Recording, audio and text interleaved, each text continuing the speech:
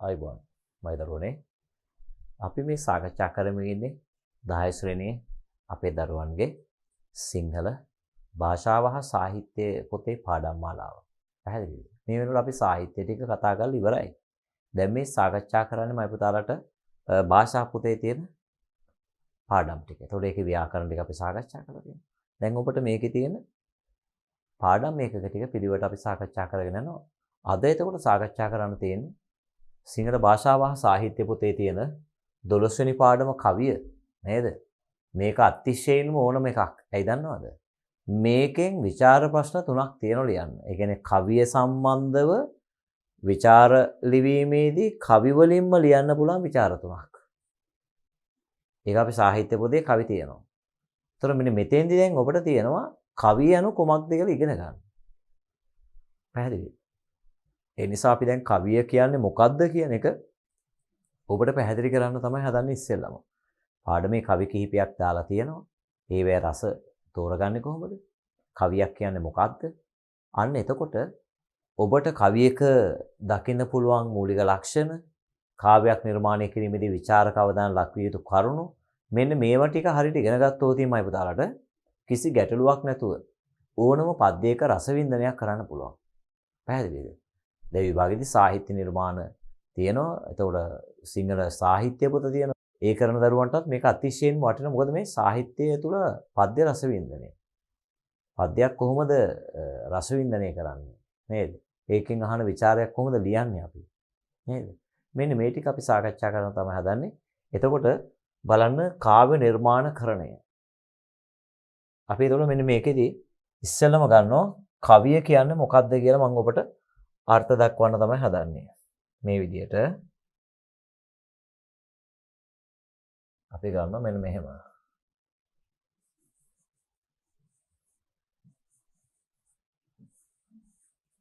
කවිය යනු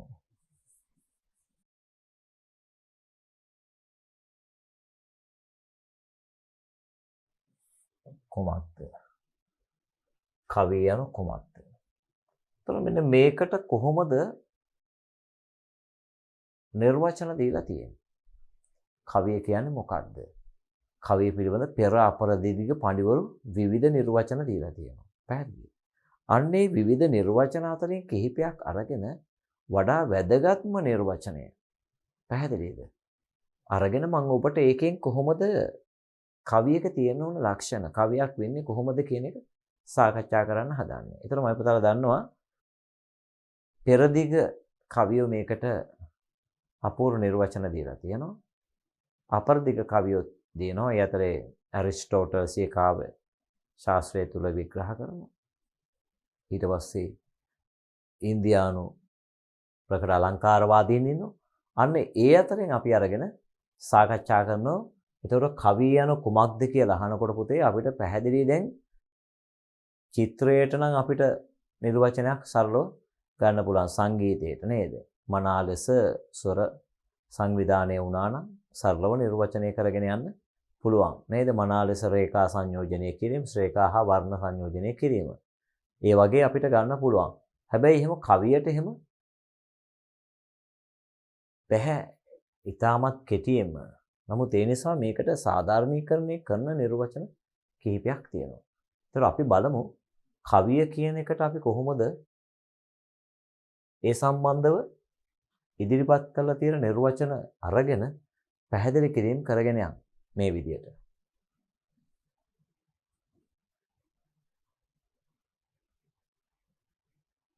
පොඩි හැඳින්වීමක් දෙන්නම් මේ විදිහට. කවිය යනු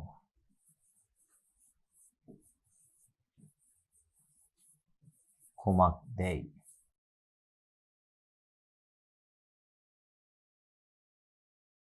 යන්න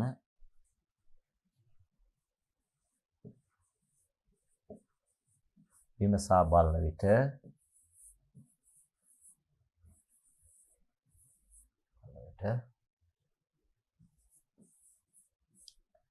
ඒ පිළිබඳ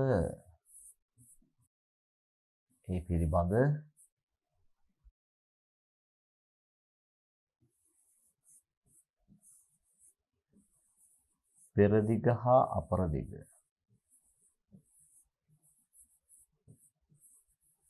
අපරදිග. පඬිවරුන් විසින්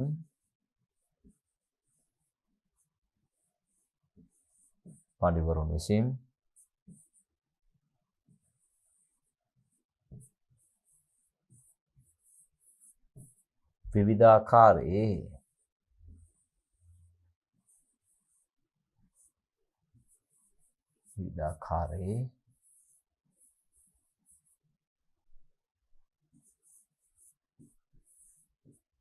නිර්වචන ඉදිරිපත් කොට තිබේ.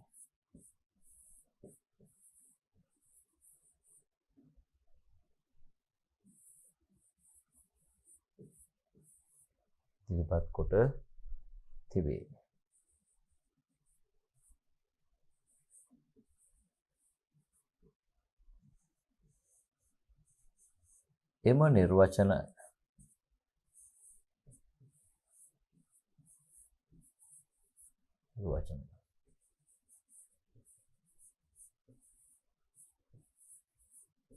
තුරෙන්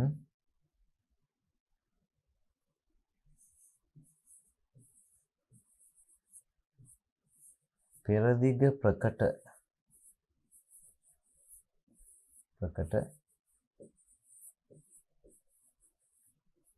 අලංකාර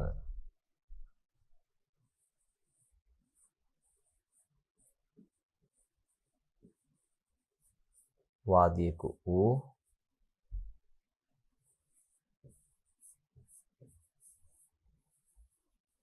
බාමහ පඬිවරයා විසින්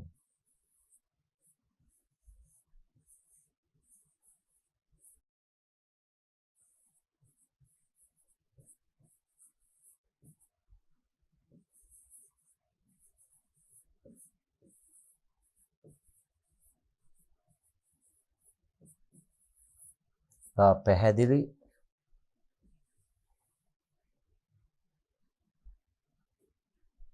නිර්වචනයක්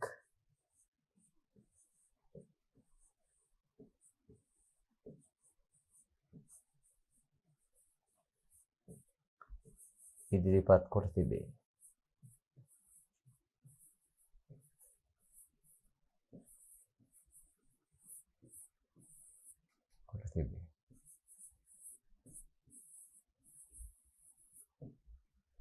එය මෙසේය.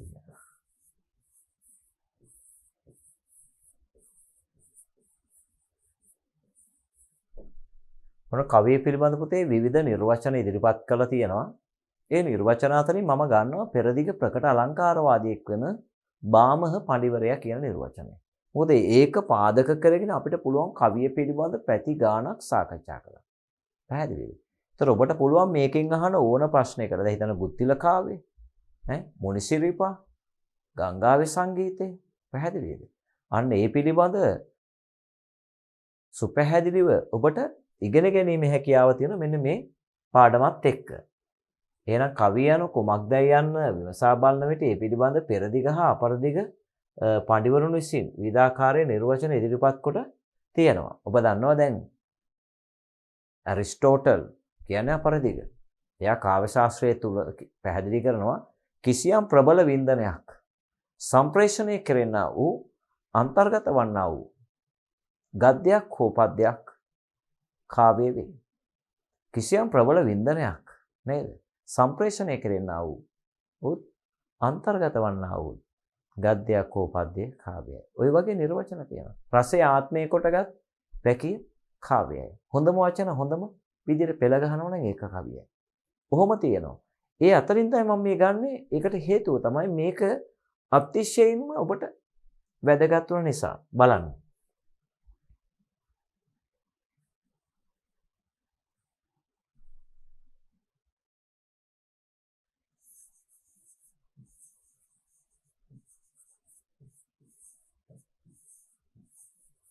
शब्दार्थे साहित्ये काव्य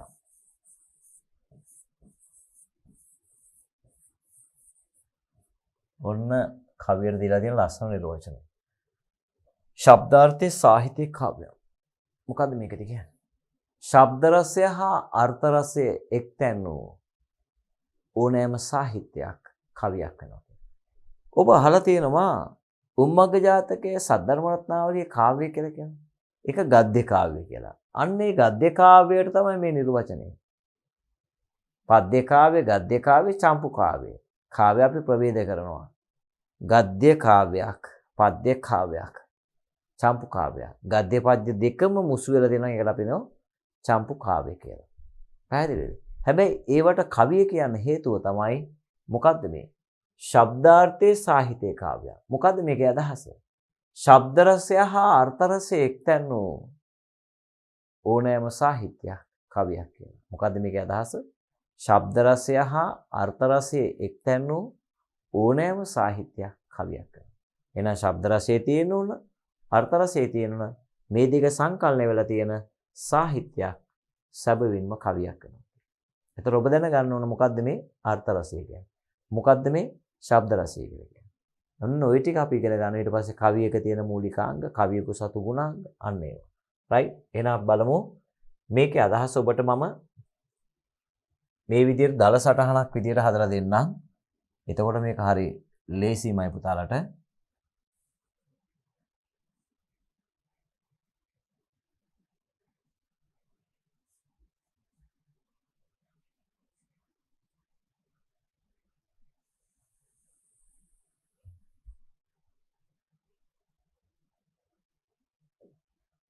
බලන්න මේ විදිහට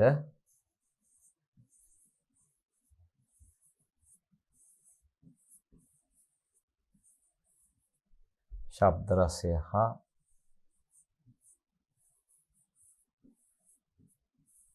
අර්ථ රසය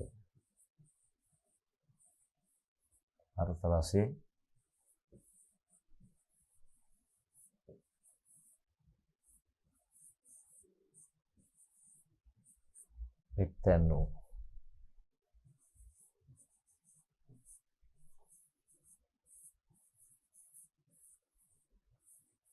සාහිත්‍ය කවියයි. ඔබට ලස්සනට පැහැදිලිව දෙනවා නෝට් එක. පැහැදිලි. ශබ්ද රසය හා අර්ථ රසය එක්තැන් වූ සාහිත්‍ය කවියයි. දැන් මේක අපි බෙදනවා ශබ්ද රසය සහ අර්ථ රසය කියලා මේ විදිහට. හරි බලා ගන්න.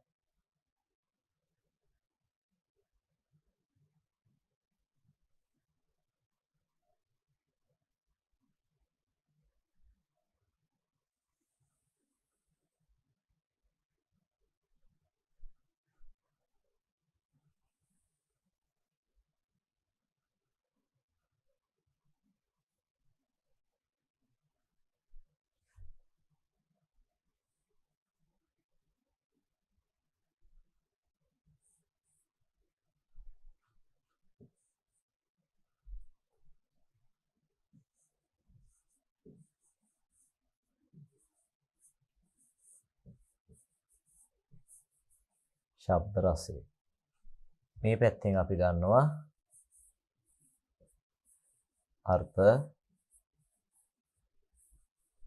රසය. හරි. මොකද්ද මේ ශබ්ද රසය කියලා කියන්නේ?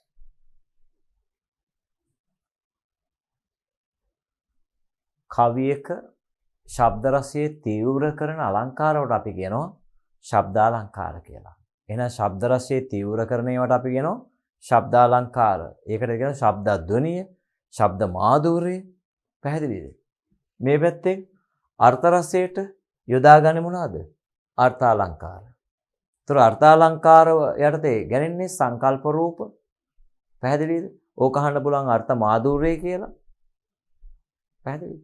එහෙම නැත්නම් ඒකට අයිති අයිතමයන් ටිකෙන් එකක් දෙකක් දානවා. උචිත උපමා අලංකාර, රූපක, සංකේත. මෙන්න මේවා එකින් එක අහනවා. විභාගෙදී ඔබට අහන්නේ එහෙමයි. ගුත්තිල කාව්‍ය රසවත් වේ තිබෙන්නේ ඖචිත්‍ය ගුණෙන් අනුන උපමා අලංකාර භාවිත කිරීම හා උචිත ශබ්ද අලංකාර භාවිත කිරීම නිසායි. උක්ත කියවන නිදසුන් දෙමින් ප්‍රකට කරන්න. එහෙම නැත්නම් ගුත්තිල කාව්‍ය නැත්නම් මුනිසිරිපාසි බිමින්නේ පද්‍ය පන්තිය රසවත් වේ තිබෙන්නේ ඖචිත්‍ය ගුණෙන් අනුන සංකල්ප රූප භාවිත කිරීම නිසායි මේ කියම නිදසුන් දෙමින් ප්‍රකට කරන්න. අන්න එතකොට ඒ ඔක්කොම ටික මේ කතාව තුල තියෙනවා. පැහැදිලිද? ඒකයි මේ කියා දෙන්න හදන්නේ. හරිද? right. දැන් බලමු අර්ථ රසය කියන්නේ මොකක්ද එහෙනම්? අර්ථ රසයට ඕන වෙන්නේ මොනවද? අර්ථාලංකාර. හරිද? අර්ථාලංකාර.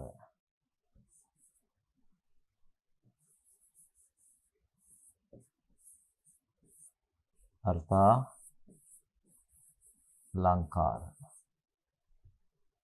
මේකේ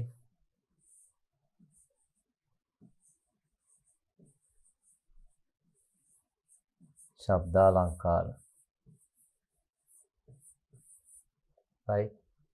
මොකද්ද අර්ථාලංකාර කියලා කියන්නේ? මේක අහන්න පුළුවන් අර්ථාලංකාර නැතුව අර්ථ මාධුර්යය කියලා. එහෙම නැත්නම් සංකල්ප රූප කියලා. අර්ථද්වනිය කියලා. පැහැදිලිද? අර්ථද්වනිය තීව්‍ර කරන ඒවා අර්ථාලංකාර කියලා කියනවා.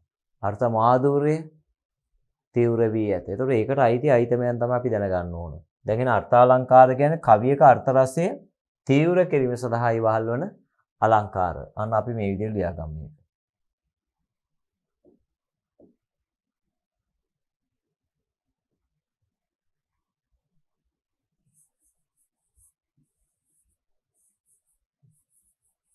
කවියක අර්ථ රසය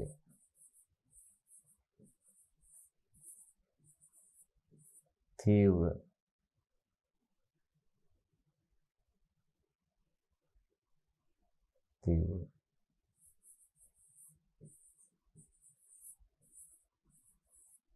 කරලීම සඳහා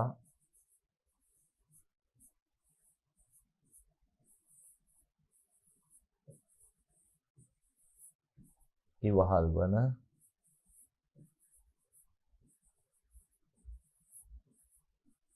අලංකාර. right. අර්ථාලංකාර කියන්නේ මොකද්ද? කවියක අර්ථ රසයේ තීව්‍ර කරලීම සඳහා ඉවහල් වන අලංකාර. හරිද? එතකොට ඒක කවියක් වෙන්නත් පුළුවන්, ගද්‍යයක් වෙන්නත් පුළුවන්. පැහැදිලිද? මේක එහෙනම්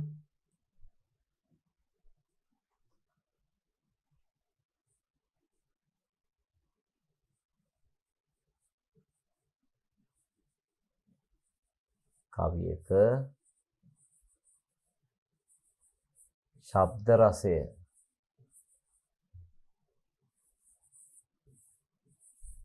තීව්‍ර කරනවා කියන්නේ වැඩි කරනවා. තීව්‍ර කරලීම සඳහා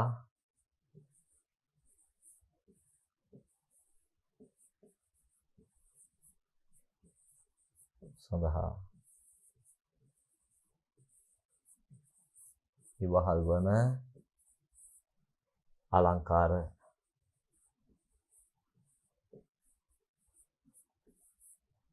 හරිද? කවියක ශබ්ද රසයේ තීව්‍ර කරලීම සඳහා ඉවහල් වන අලංකාර මොනවා කියලාද කියනවද? ශබ්දාලංකාර කියලා කියනවා. ශබ්දාලංකාර. හරිද? දැන් එතකොට මෙන්න මේකට අයිති වන්නේ මොනවද? අර්ථාලංකාර වලට.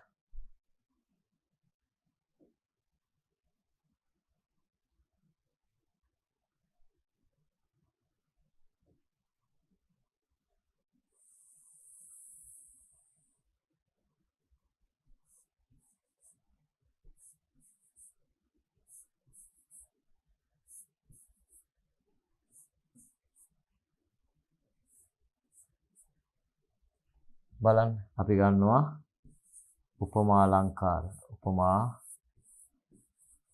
අලංකාර. ඊළාට රූපකාලංකාර. right. සංකේත.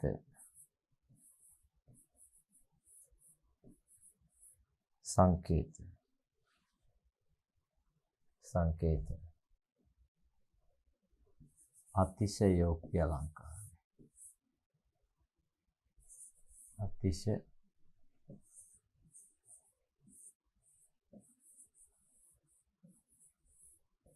යෝක්ති අලංකාරය.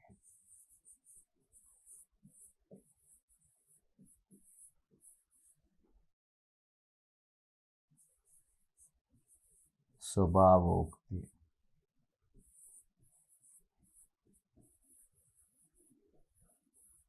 ස්වභාවෝක්ති අලංකාරය.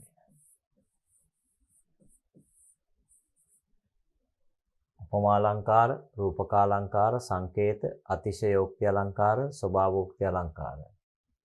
අතිශෝක්ති අලංකාරය, ස්වභාවෝක්ති අලංකාරය, උත්ප්‍රේක්ෂා අලංකාරය.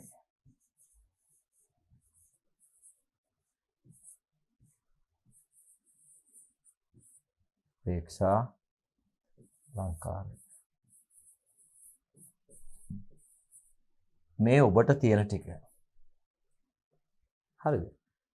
තව තියෙනවා සමශෝක්ති අලංකාරය, ශ්ලේෂ අලංකාරය, දීපක අලංකාරය කියලා අලංකාර 35ක් ගැන තියෙන පැරණි අලංකාර වාදය. ඔබට නියමිත ටික තමයි මේ තියෙන්නේ. ඒ තමයි 10 11 දරුවන්ට තියෙන ටික. හරිද? මේ ටික අපි සාකච්ඡා කරමු එක එකක් බලමු ඊට පස්සේ ශබ්ද අලංකාර මොනවද කියලා. මේකට අයිති ශබ්ද අලංකාර.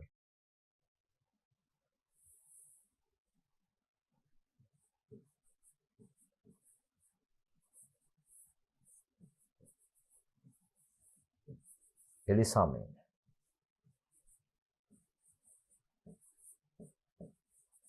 විරිත.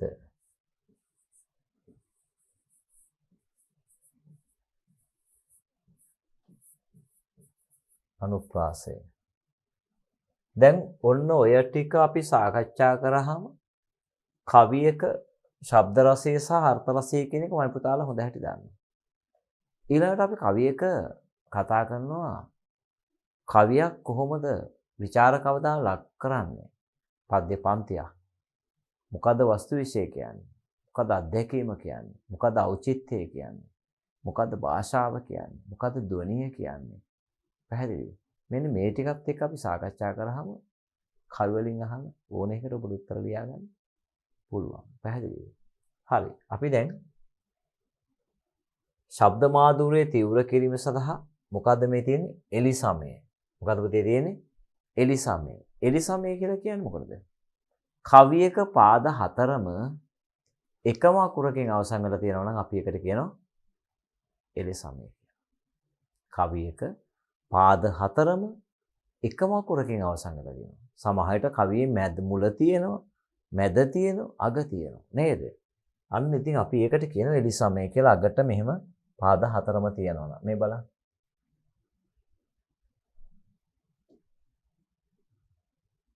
මේ බලන්න මේ කවිය.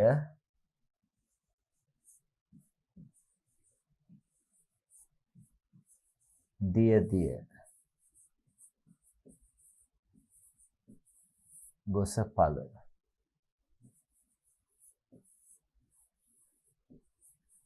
කරමින් සපැමිනි. right? ඊළඟ එක ගිය ගිය ගිය ගිය තන ඉස්වාරන් මුතුමෙනි. ස්වාරන් මුතුමෙනි.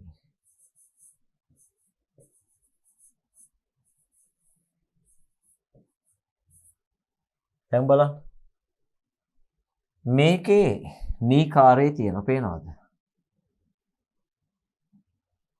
නීකාරයේ තියෙනවා. පේනවද? මේ පැත්තේ ය කාරයේ තියෙනවා. පේනවද? ය. පේනවද ඔබට? දැන් මෙතනින් ඔබට පැහැදිලිව තේරෙනවා මෙන්න මෙහෙම ගන්න පුළුවන්. බලන්න මේ දිය. හරි? දිය කියලා ඔබට. ඒ පැත්තෙන් එනවා නේ. දිය. බලන්න. ගිය ගිය. බලන්න මේක. පේනවද? ගිය ගිය. දිය දිය. පේනවද? ඒතොර එහෙමත් එනවා මේ. එහෙමත් එනවා. ඒක විශේෂත්වයක්. ඒක නිර්මාණකරුවාගේ විශේෂත්වයක්.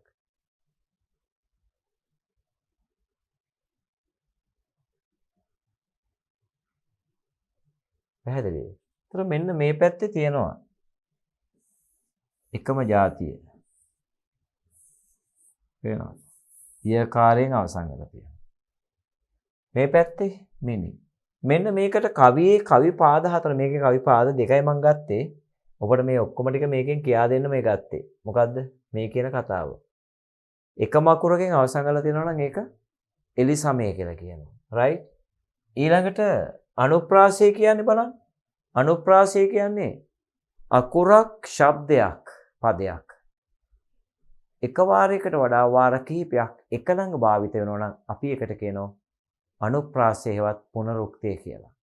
කවියක අකුරක්, ශබ්දයක්, පදයක් එක වාරයකට වඩා වාර කිහිපයක් එක ළඟ භාවිත වෙනවා නම් අපි එකට පුතේ කියනවා අනුප්‍රාසය. එහෙම නැත්නම් පුනරුක්තිය. නැවත නැවත එදෙනවා. ඒක අකුරක් වෙන්න පුළුවන්, ශබ්දයක් වෙන්න පුළුවන්. දැන් බලන්න මේ. දි, දිය, ය, ය, ගිය, ගිය. පේනවද? එතකොට ගී කියද්දි ඊකාරයේ තියෙනවා. මේ ඊකාරය. තේරෙනවද?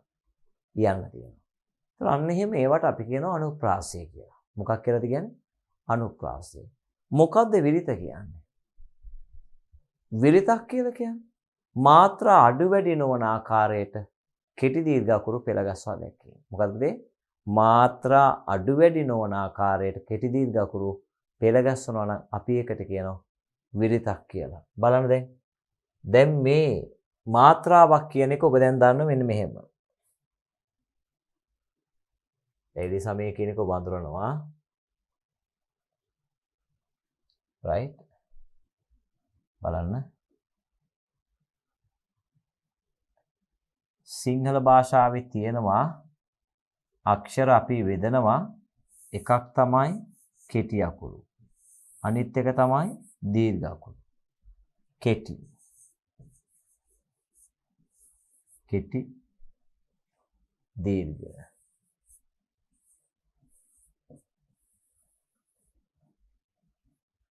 කෙටි දීර්ඝ. right?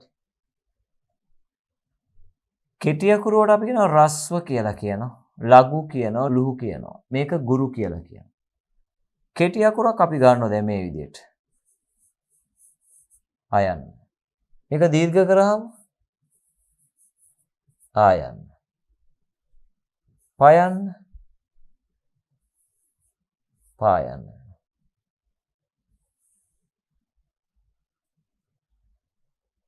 පියන්න. පීයන්න කියලා එනවා. කොයන්න.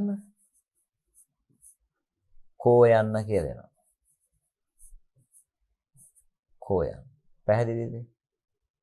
දැන් එන ඔබට පේන මේක අදිනවා මේක අදින්නේ නැහැ. ඇදලා උච්චාරණය කරන ඒවාට අපි කියනවා කෙටි අකුරු කියලා. ඇදලා උච්චාරණය කෙරෙන්නේ නැති ඒවා. ඇදලා උච්චාරණය කරන ඒවාට අපි කියනවා දීර්ඝයි කියලා. පැහැදිලිද? ඇදලා උච්චාරණය වෙන්නේ නැත්නම් කෙටි, අදිනවා නම් ඒක දීර්ඝයි. එහෙනම් අදින ඒවා හැම එකෙම මාත්‍රා වින්‍යාසය අපි ගත්තොත් එහෙම දෙකයි. එක පෙන්නන්නේ මෙන්න මෙහෙම. මාත්‍රා දෙක පෙන්නන්නේ එහෙමයි. right? මේ පැත්තේ මාත්‍රා එකයි. එක පෙන්නන්නේ කොහොමද මෙන්න. right? එක පෙන්නන්නේ මෙන්න මේ ඉරකින් මේ විදිහට. දෙක පෙන්නන්නේ මෙන්න මෙහෙම. හරිද? එතකොට අපිට පේනවා කෙටි අකුරකට මාත්‍රා එකයි, දීර්ඝ අකුර මාත්‍රා දෙකයි. මේ පෙන්නන විදිය පෙන්නන්නේ. right? දැන් අපි බලමු අර කවි කොටසේ කොහොමද මාත්‍රා වින්‍යාසය තියෙන්නේ කියලා.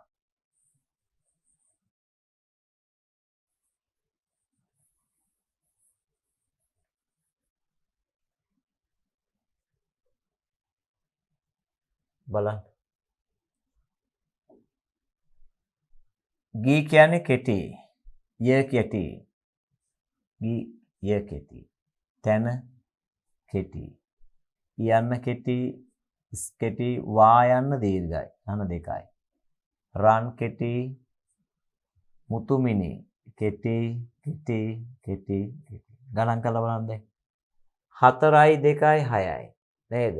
ගිය ගිය තන is වාරන් මුතුමිනේ. හරිද? බලන්න 4යි 2යි 6යි 2යි 8යි 10යි 12යි 14යි 16යි. කීය තියෙන මාත්‍රා? මාත්‍රා 16යි. උඩ එකෙත් එහෙමයි. දිය 4යි, ගොසපල 4යි, කරමින් 4යි, සපමිනි 4යි. ගණන් කරලා බලන්න. ඒකේ දීර්ඝ අකුරු නැහැ, කෙටි අකුරු තියෙනවා. එහෙනම් ඒ පේළියේ තියෙන කීයද?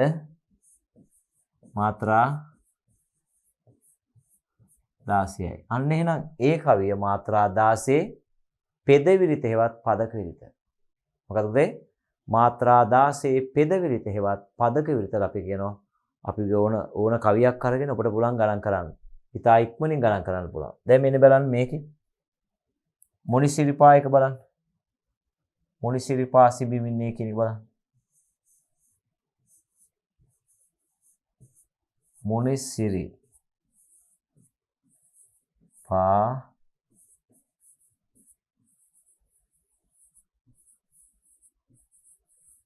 සිඹිමින්නේ බලන්න. මුයන්නේ මාත්‍රා වින්‍යාසයේ 1යි, නියන්නේ 1යි, අදින්නේ නැහනේ. සියන්නේ 1යි, රියන්නේ 1යි, පා යන්නේ 2යි. right? සියන්නේ 1යි බලන්න 1යි, බියන්නේ 1යි, මියන්නේ 1යි, එන්න 1යි, මේකේ 2යි. ගණන් කරන්න. 2 4 6 8 10 12. මාත්‍රා කීයද? ඔබේ පොතේ නෑ මේක. පොතේ දාලා නෑ. හරිද? පොතේ දාලා නෑ මාත්‍රා වින්‍යාසය. ඒක තමයි ගුරුවරයා ඉන්නේ. තේරුණාද? දැන් ගුත්තිලකාවේ අහනවා 2017 හෝ 18 මට මතක හැටියට පේපර් එක අහනවා විවිධ විරිත් භාවිතය. ගුත්තිලකාවේ රසවත් කිරීම සඳහා විවිධ විරිත් භාවිතය බෙහෙවින්ම ඉවහල් වුණා කියලා. ගුත්තිලකාවේ රසවත් වෙන කතුර යොදාගත්ත විවිධ විරිත්. ඒතර ගුත්තිලකාවේ තියෙන ගී විරිත තියෙනවා. පෙද විරිත තියෙනවා. මාත්‍රා 26යි නූපුන් සඳ විරිත තියෙනවා. දිගයි. දැන් මේක මාත්‍රා 12යි මේකට අපි කියන වසන්ත විරිත කියලා. මේකට අපි කියන වසන්ත විරිත කියලා. හරිද? මොනිසිරිපා එකේ තියෙන වසන්ත විරිත. හරිද? ඊට පස්සේ මේ ගුත්තිලකාවේ තියෙන එක දිග.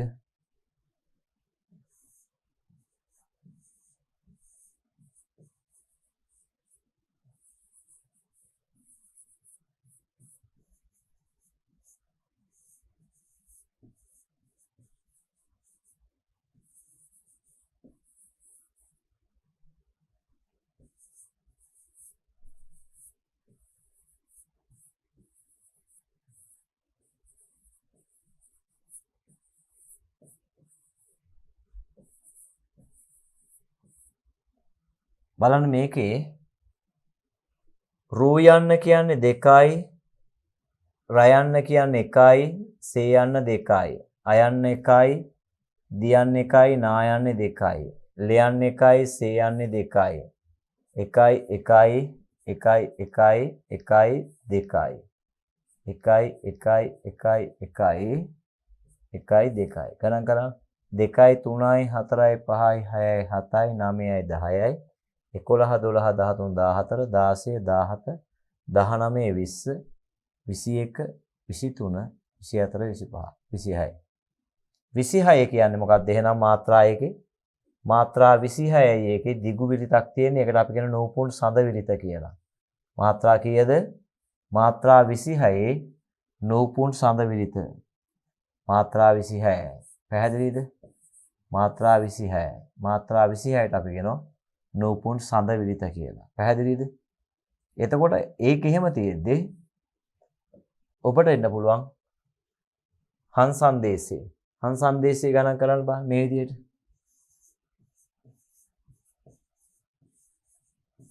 පැසේ නිබඳ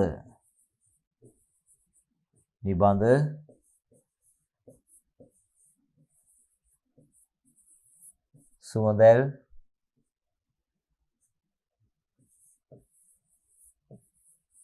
කෙත් වත් අවට බලන්න පැසේ 1යි 1යි 1යි 1යි 1යි නිබඳ සුවඳල් 1 කෙත් වත් අවට 1 ගණන් කරා 3යි 6යි 9යි 10යි 11යි 12යි 13 14 15 16 17 එතකොට මේ 17 එන්නේ සාමාන්‍ය 18ට අපි ගන්නෙ මාත්‍රා 18 තමයි ඉතින් ධ්‍යානුමාන කරන්නේ ඒක සමුද්‍ර ഘോഷ විදිත සැලලිහිණිය බලන්න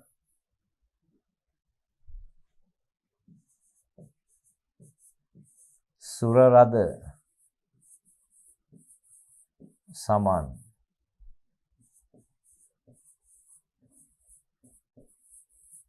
සමගින්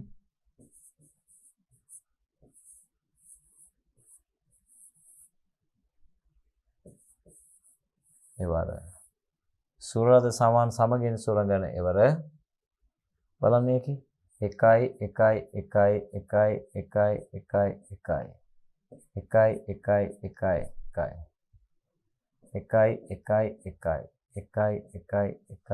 ගණන් කරලා 4යි 7යි 10යි 11යි 12යි 13 14 15 16 17 18 කීයද 18යි 18ට අපි කියන්නේ මාත්‍රා 12 වසන්ත විරිත නෙවෙයි මාත්‍රා 18 සමුද්‍ර ഘോഷ විරිත මාත්‍රා 18 සමුද්‍ර ഘോഷ විරිත අන්න එහෙනම් විරිතක් කියන එක දැන් දන්න විරිත් හදන හැටි විරිතට අපි හඳුන්වා දීම දැන් ඔබ දන්නවා අනුප්‍රාසයට මම කියා දුන්නා එලිසමේ දන්නවා විරිත කියන එක ලියන්නම් මේ විදිහට විරිතක් කියන්නේ මොකක්ද කියන එක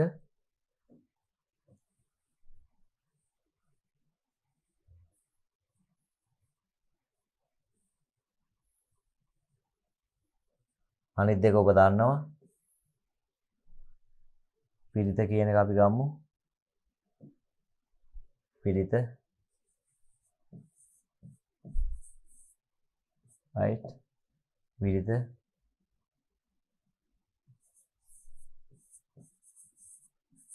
මාත්‍රා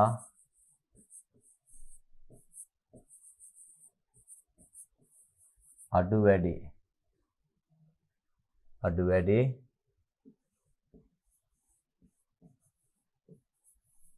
නොවන ආකාරයට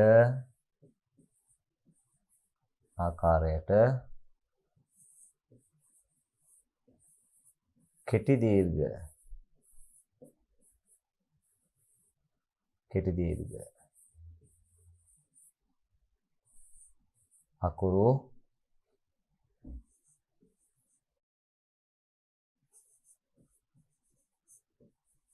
පෙළගස්වා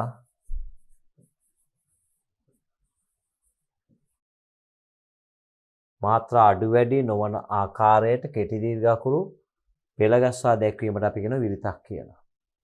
හරි. එතකොට මම පුතාලා දන්නවා එලිසමය විරිත අනුප්‍රාසය. ඔන්න විරිත කියන එක මම හැඳින්වීමක් දුන්නා මාත්‍රා අඩු වැඩි නොවන ආකාරයට කෙටි දීර්ඝ අකුරු පෙළගස්වා දැක්වීම. හරි. දැන් ඔබට මේක බලා ගන්න පුළුවන් හොඳ හැටි. හරි. දැන් අපි ගන්නවා මේ පැත්තෙන් අර්ථ රසයට ඕන දේවල් ටික. මොනවාද? අර්ථ රසය. බලන්න. අර්ථ රසය. උපමා අලංකාර. උපමා අලංකාර කියන්නේ ඒකේ තවත් එකක් තවත් එකකට සමාන කරනවා. දැන් මම කියන මූණ හඳක් වගේ කියලා. යා වස්තුවක් තවත් වස්තුවකට සමාන කර පෙන්නනවා. ඒතර උපමා වාචී නිපාත පද භාවිත කරලා මේක කරන්නේ. මෙන්සේ වැනි වගේ දෙසින් බඳු විලස කියන උපමා වාචී නිපාත පදයට පෙර තියෙන හැම විටම උපමාවක්. මුහුණ හඳක් වගේ වගේට පෙර තියෙන හඳක්. හඳක් කියන එක තමයි උපමාව. උපමේය තමයි මුහුණ කියන්නේ. පැහැදිලිද? මේක පුතාලා 5 6 ඉඳලා දන්නවනේ නේද? යම් වස්තුවක් තවත් වස්තුවකට සමාන කර පෙන්වීමට අපි කියනවා උපමාව කියලා. ඒ සඳහා යොදා ගන්න අලංකාර නිසා අපි ඒවට කියන උපමා අලංකාර කියලා. පැහැදිලිද? ඒතර බලන්න රූ රසයේ අඳිනා ලෙස රූප රාශියක් අඳින ලෙස රන් රසයේ එක්වන ලෙස පැහැදිලි. දිගටම උපමා දාලා තියෙනවා. පැහැදිලි. සුරසෙනගට සුරසුන් පැනවූ වැනි. පැහැදිලි. දිව්‍ය සේනාවට දිව්‍යාසන පැනෙව්වා. ඒතර අන්න එහෙම සමාන කරනවා නම් අපි ඒකට කියන උපමාවක් කියලා.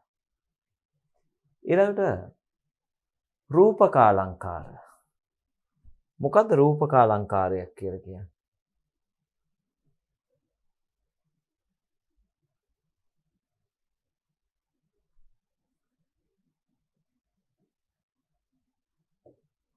අපි ගන්නවා දැන් උපමාලංකාර ඔබ දන්නවනේ. ඒක ලේසියි.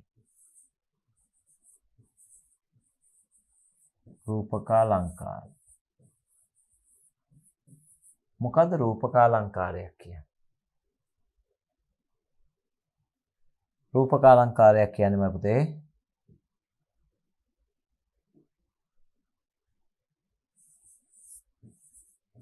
උපමාවත්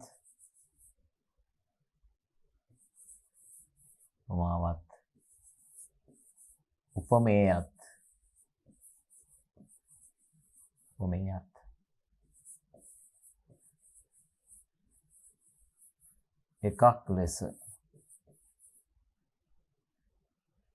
එකක් ලෙස ඍජුව ප්‍රකාශ කිරීම.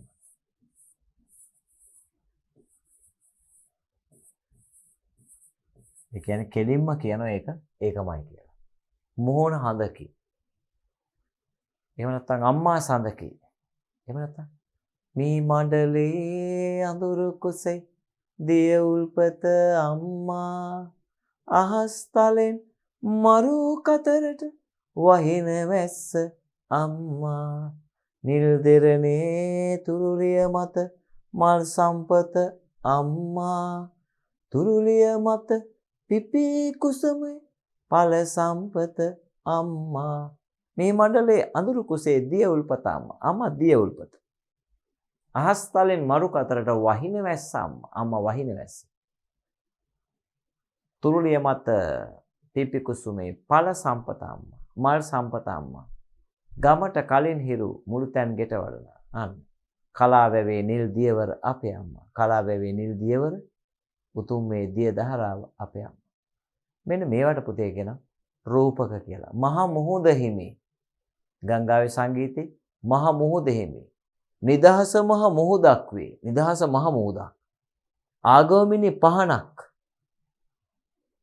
රූපක මේවට ಜಾති කරන දෙරණ මතේ ගැටි වැටි මල මොහොතේ ಜಾතිය නැමැති සටන් බී මේවට අපි කියන රූපක කියලා මොනවද රූපක අන්නේ නම් අර්ථය උද්දීපනය කිරීම සඳහා ඉවහල් වන අලංකාර අතරේ එකක් තමයි රූපක අලංකාර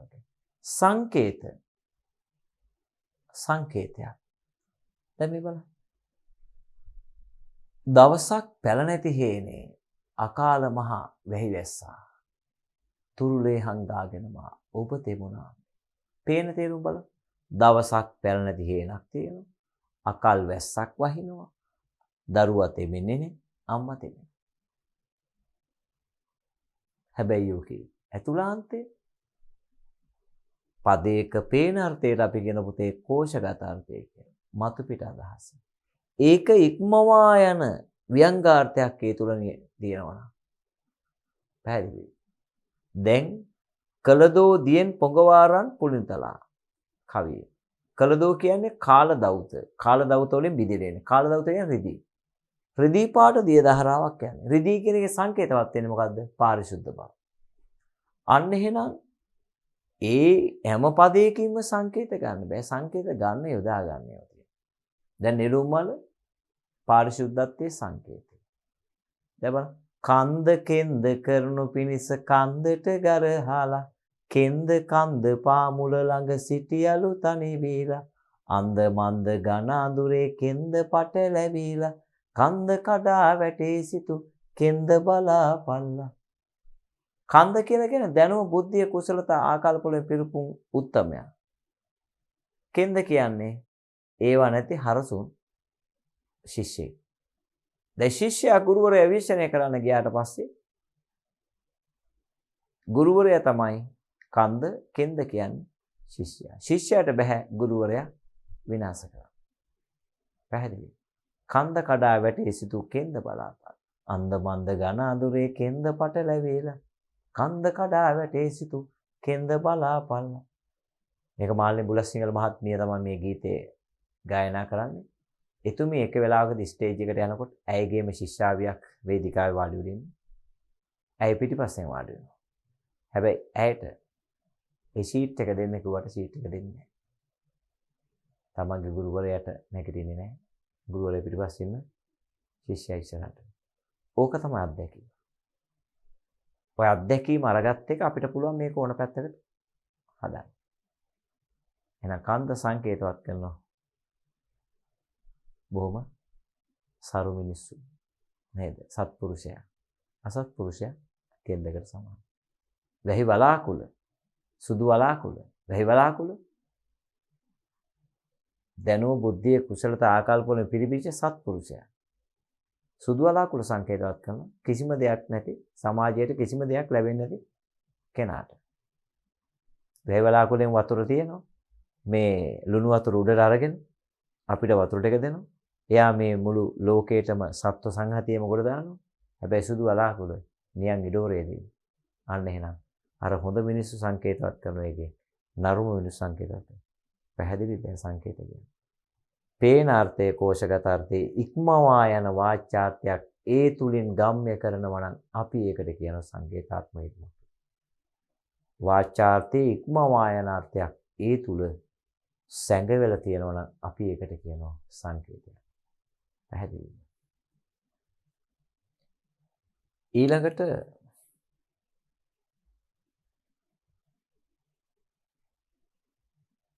අතිශයෝක්ති අලංකාරය. අතිශයෝක්ති අලංකාරය. මොකද්ද අතිශයෝක්ති අලංකාරය කියන්නේ? පවත්නා ස්වභාවයේ ඉක්මවා වර්ණනා කරනවා. පවත්නා ස්වභාවයේ ඉක්මවා වර්ණනා කරනවා. ගුත්තිල කාව්‍යයේ ගොඩක් තියෙනවා අතිශයෝක්ති අලංකාරය. පැහැදිලිද? ඇයි? හිතන්න බැරි දේවල් ඒකේ වෙන්නේ. තේරුණාද? පියසන් නොව බිඟු දැල් රැඳි කොපුලේ අවසන් නොව වෙන නදටම කුලේ මද සංසුන් පියෝවින් සිටි නොසැලි ගජසින් සිටියම් ගජසිරි කියලි. දැන් බලන්නකෝ ඇතා මෙහෙම ඇතාට ආවෙනික මද කිවිච්ච ඇත්තු කොයි වෙලෙත් තියෙන්නේ නටවනරවන ඉන්නහො. ඔහොම ඉන්නේ යා. ওই විදියට. නේද? එහෙමනේ දැකලා දෙනවනේ අලියා ඉන්නේ ඉතින් ඔහොම කරගෙන. ඇඟ බැලන්ස් කරගන්න එහෙමයි. හැබැයි මේ ගුත්තිලගේ වීණා වාදනේ පිස්සු වැදිලා වගේ ඉන්න මෙහෙම කරගෙන. ගල් ගහනවා. සීතියමක් හැන්දවා. අන්න මේකට අපි කියන අතිශයෝක්ති පවත්නා ස්වභාවයේ ඉක්මවා වර්ණයි. ස්වභාවෝක්ති අලංකාරය. තියෙන දේ මේ විදිහටම. සාරඵලය අඹදඹ රඹදවල් පිට මීර ජලය ඇලදොල කඳු පිටින් බට නෑරලුලය වඩවන දුටු දනන්හට කැරගලය වැජබෙයි මේ ලෙසින් සිට. සාරඵලය සරුසාර බලන්නේ ඒ කතාව එහෙමම කියනවා. ඒකට අපි කියනවා ස්වභාවෝක්ති අලංකාරය. ස්වභාවෝක්ති අලංකාරය. උත්ප්‍රේක්ෂ අලංකාරය. ඔය දෑල දොඩමලුය සුවඳ බැරුවායින්ට නිල් වතුර තුරුළු කර කෙසේ අත හැර යම්ද කෙකටියා පඳුරු සුදු මල් පොකුරු වඩාගෙන සොඳුර නුඹ වාගේම හිමැහේයමා එක්ක. ඔය දෑල දොඩමලුය ඔය ඉවුරු දෙක කතා කරනවලු. අන්න අජීවි වස්තු වලට පණ දෙනවා. කෙකටියා පඳුරු සුදු මල් පොකුරු වඩාගෙන. මේ අජීවි වස්තු කොහොමද මල් වඩාගෙන ඉන්නේ? අන්නේ අජීවි වස්තුවට පුතේ පණ පොනවා රත්නශ්‍රී විජේසිංහ සූරිය. නූතන නිදහස් කවියෝ අතරේ අග්‍ර ගන්න කවියෙක් තමයි මෙතුමන්. අතිශය රසවත් ගීත අතුලාන්තයේ තියෙන ගීත ගොඩක් ලියපු චරිතයක්. අපි ආසයි. ඔබට උගන්වන ඒ පාඩම වස්සානේ පැහැදිලි. ඔය දෑල දොඩමලුය සුවඳ බැරුවායින්ට නිල් වතුර තුරුළු කර කෙසේ අතහැර යන්නේ. ඒක විශේෂයි. අන්න ඒවට අපි කියන උත්ප්‍රේක්ෂා අලංකාරය. ගංගාවේ සංගීතේ මහා මෝදය හමුණු කෙනේ මා සතු බර ඔහුට දෙන්න. එතකොට මේ මකාරය දාලා කතා කරන්නේ කාටද? මේ අජීව වස්තුවකට. ගංගාව කතා කරන්නේ. ගංගාව කතා කරන්නේ ගංගාව නැවති කොමලිය. ගම් කොමලිය. අන්න මේවට අපි කියනවා හිරිමල් සිනා රැලි පෙන පිළි. හිරිමල් සිනා තියෙන්නේ තාරුණ්‍යයට. ඒක ගඟට මේක පණ පොවනවා. අජීවී වස්තුවට සජීවී භාවයක් ආරෝපණය කරනවා. මෙන්න මේ ආරෝපණය කිරීමට අපි කියන පුතේ උත්ප්‍රේක්ෂා ලංකාරය. පැහැදිලිද? දැන් ඔන්න කවියක තියෙන්න ඕන ලක්ෂණ ටික කතා කරා. පැහැදිලිද? ශබ්ද රසය හා අර්ථ රසය කියන්නේ. ඒතර මෙන්න මේ කවියක තියෙන මේ සුවිශේෂී අංශ දෙක ශබ්ද රසය හා අර්ථ රසය. හරිද? දැන් මේකට අහන්න පුළුවන් සංකල්ප රූප කියලා. සංකල්ප රූප. පාඨකයා තුළ පසිදුරන් පිනවමින් චිත්ත රූප මැවීමට සමත් භාෂා අලංකාරවලට අපි කියන සංකල්ප රූප. මේවට අපි කියන සංකල්ප මැවිලා පේනවා. සුරසෙනකට සුරසුන් පැනව වෙන්නේ. මෙන්න දිව්‍ය ආසන පැනව වගේ මැවිලා පේනවා. පැහැදිලිද? අන්න එහෙනම් සංකල්ප රූප කියලා කියනවා. අර්ථ ධ්වනිය කියලා කියනවා. ඉක්මවා යන අර්ථයක් තියෙනවා අර්ථ ධ්වනිය කියලා කියනවා. ශබ්ද අලංකාර නෙමෙයි අර්ථ අලංකාර. අර්ථ මාධුර්යය තීව්‍ර කරන ඒවා කියලා කියනවා. පැහැදිලිද? මේ කොහොම ඇහුවත් ඊට පස්සේ මේ දෙක එකතු වුණාට අපි කියනවා එකතු වුණාම කියනවා අපි පුතේ ධ්වනි පූර්ණයි කියලා. ශබ්ද රසය අර්ථ රසය මනාලේ සංකලනය කිරීම ධ්වනි පූර්ණ කියලා කියනවා. මොන පූර්ණද? ධ්වනි පූර්ණ. අනේ විශේෂයි. එහෙනම් ඕන කවිය ගැන බාමහ පඬිවරයා කිව්ව ලස්සන නිර්වචනයක් නේ. ශබ්දාර්ථයේ සාහිත්‍ය කාව්‍යයක්. ඒකට අනුව තමයි පැහැදිලි කරේ ඔන්න දැන් කවිය කියන එකට ඔබට හොඳ අර්ථකථනයක් ආවා. දැන් ඕකේ ඊට පස්සේ අපි කතා කරනවා මේ විදියට බලා ගන්න.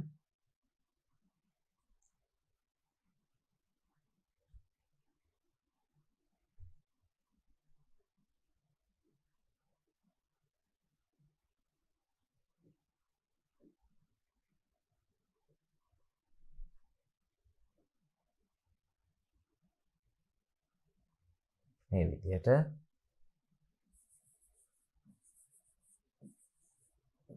පද්‍ය පන්තියක්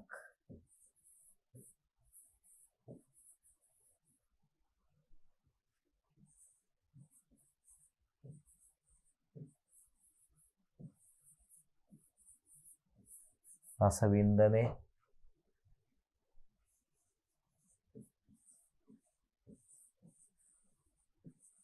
කිරීමේදී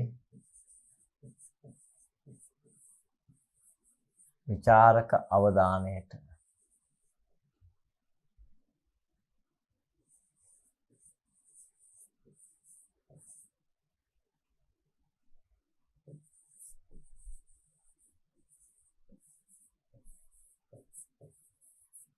ලක් විය යුතු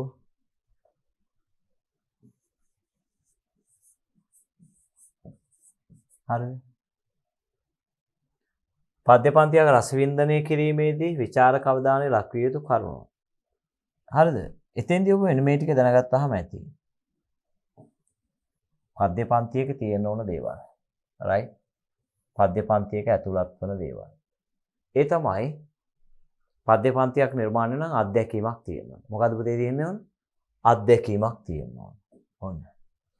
පළවෙනි එක අපි කියන එකට අනුභූතිය කියලා. අනුභූතිය. හරිද? වස්තු විශේෂ කියලා කියනවා. right?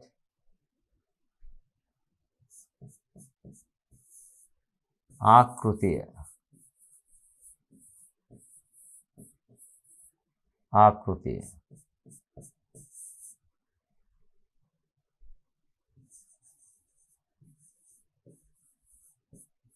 ධ්වනිය.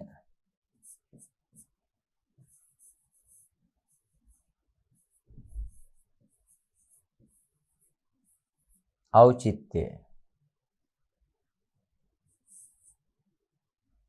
හරිද?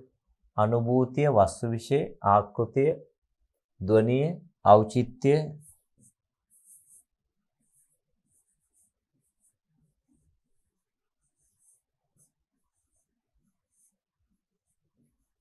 සංකල්ප රූප.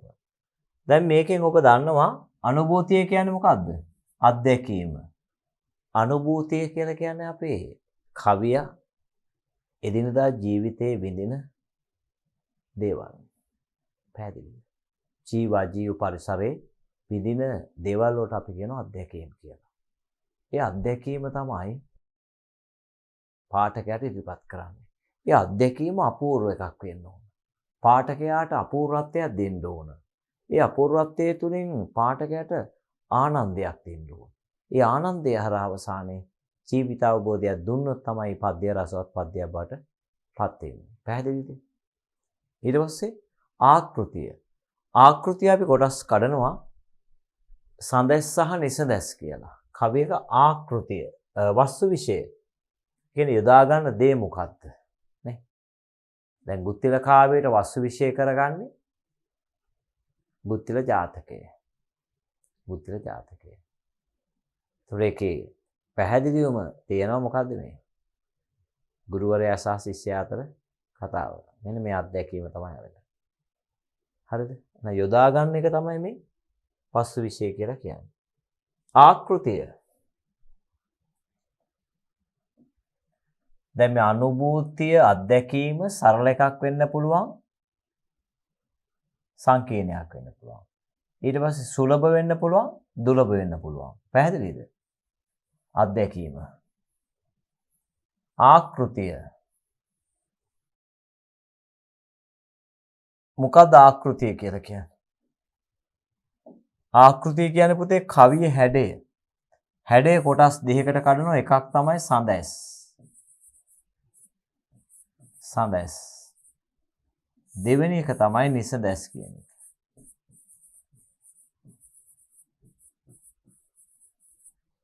සඳැස් නිසඳැස්. සඳැස් කියලා කියන්නේ සිව්පද ආකෘතිය එලිසමේ තියෙනවා. පැහැදිලිද? එලිසමේ තියෙන කවි වලට අපි කියනවා සඳැස් ආකෘතිය කියලා. සිව්පද ආකෘතිය. නිසඳැස් කියලා කියන්නේ එලිසමේ නැහැ. එක දිගට යනවා. ඒතර මේක ආරම්භ වෙන්නේ ජී.බී. සේනානායක මහත්මයාගෙන්. 1946 පරිගැනීම කෘතිය රචනා කළා ජී.බී. සේනානායක සූරියන් හඳුන්වා දෙන අලුතගෙන මනාලිය කියන නිදහස් කවිය. හිස නමා ගතිය සිහින් රතැඟිලි පටල වාගත් සතියකට පෙරගෙන විලි බරය මගේ රන්වන් මනාලි. ඔබයන මොබයන ඔය විදිහට බොහොම ලස්සනට මේක නිර්මාණය කරලා දෙනවා. හැබැයි මැවිලා පේන හිස නමා ගතිය සිහින් රතැඟිලි පටල වාගති සතියකට පෙරගෙන විලි බරය මගේ රන්වන් මනාලි. එතකොට මේ නිදහස් කවිය, ওই නිදහස් කවිය ආරම්භ වුණා මහගමසේකර සිරිගුණසිංහ මේක කරලියට ගෙනාවා. නව මගකට ගෙනාවා. පැහැදිලිද? ඒතර අන්න ඒකම නූතන නිදහස් කවිය තවත් විදියට ගේනවා නේද? එතන මහගමසේකර ජනකවි සම්ප්‍රදාය, විදග්ධ සම්ප්‍රදාය මුසු කරලා එයා නිර්මාණය කරනවා. එයා සිව්පද ආකෘතියට එනවා. එලිසමේ නැහැ. නිදහස්. අඩසඳ මෝරන මැදියම් මහසින් බිලිඳු හදට කිරි දියර ගලක් හෙටයි දිවන නව ලෝකය දැක දැක පුංචි පුතාසි හිනෙන් හිනෙහි. එතකොට ඒවා නිදහස්. ඔය දෑල දොඩමුලිය සුවඳ බැරුවා ඉන්ට නිල් වතුර තුරුළු කර කෙසේ අතහැරය. අනාකෘතිය. සඳැස් සහ නිසඳැස් අපි වර්ග කළා. ඊට පස්සේ ධ්වනිය. ශබ්ද ධ්වනිය සහ අර්ථ ධ්වනිය කියලා කියනවා. ඉක්මවා යන අර්ථයක් ගම්ම වෙනවා නම් ඒකට අපි කියන ධ්වනිතාර්ථයක් කියලා. පරිණි අලංකාරවාදීන් කියන්නේ මේක ව්‍යංගාර්ථය කියලා. වක්‍ර භාෂණය, වක්‍රෝක්ති කියලා කියනවා. පැහැදිලිද? සංකල්ප රූප මං කිව්වේ පැහැදිලි කළා. ඖචිත්‍ය කියන්නේ උචිත බව. අර සියලු දේවල් උචිත භාවයෙන් යුතු වෙන්න ඕන. පැහැදිලි. ඔන්න එහෙනම් මේ විදිහටමයි පුතාලට මොකද්ද කවිය ගැන තේරුණාද? පේනවද? කවිය ගැන අදහස් පැහැදිලි කිරීමක් කරා නේද? බලන්න රූපකාලංකාර කියන්නේ උපමාවත් උපමේයත් එකක් ලෙස ඍජුව ප්‍රකාශ කිරීම නේද? බලන්න ඊට පස්සේ මාත්‍රා අඩු වැඩි නොවන ආකාරයට කෙටි දීර්ඝ අකුරු පෙළගස්වා දැක්වීම විරිත ශබ්ද රසයට අයිති දේවල් එලිසමය විරිත අනුප්‍රාසය උපමාලංකාරය රූපකාලංකාරය සංකේත අතිශයෝක්ති අලංකාරය ස්වභාවෝක්ති අලංකාරය උත්ප්‍රේක්ෂා අලංකාරය ඒ තමයි අර්ථාලංකාර නේද? ඒතර බලන්න කවියක අර්ථ රසයේ තීව්‍ර කරලීම සඳහා ඉවහල් වන අලංකාර කවියක ශබ්ද රසය තීව්‍ර කිරීම සඳහා ඉවහල් වන අලංකාර ශබ්ද අලංකාර වේ. පැහැදිලිද? එතකොට බලන්න ශබ්දාර්ථයේ සාහිත්‍ය කාව්‍යම් ශබ්ද රසය හා අර්ථ රසය එක්තැන් වූ සාහිත්‍ය කවියයි. නේද? කවුද මේ කියන්නේ? බාමහ පඬිවරයා කියන්නේ ශබ්දාර්ථයේ සාහිත්‍ය කාව්‍යම්. ඔන්න කවිය පිළිබඳ අදහස නේද? කවිය anu කුමක්දයි යන්න විමසා බලන විට ඒ පිළිබඳ පෙරදිග හා අපරදිග පඬිවරුන් විසින් විවිධාකාරයේ නිර්වචන ඉදිරිපත් කොට තිබේ. එම නිර්වචන අතුරින් පෙරදිග ප්‍රකට අලංකාරවාදියෙකු ඌ බාමහ පඬිවරයා විසින් ඉතා පැහැදිලි නිර්වචනයක් ඉදිරිපත් කොට තිබේ. එය මෙසේ. ඔන්න එහෙනම් ඒක තමයි කවිය anu කුමක්ද කියන එක ওই විදිහට අපි හැඳින්වුවේ. පැහැදිලිද? එහෙනම් ඔන්න උතනින් පස්සේ මම අනිත් ටික ඔබට සාකච්ඡා කරනවා. අදට මේ කොටස මම මෙතනින් හමාර කරනවා.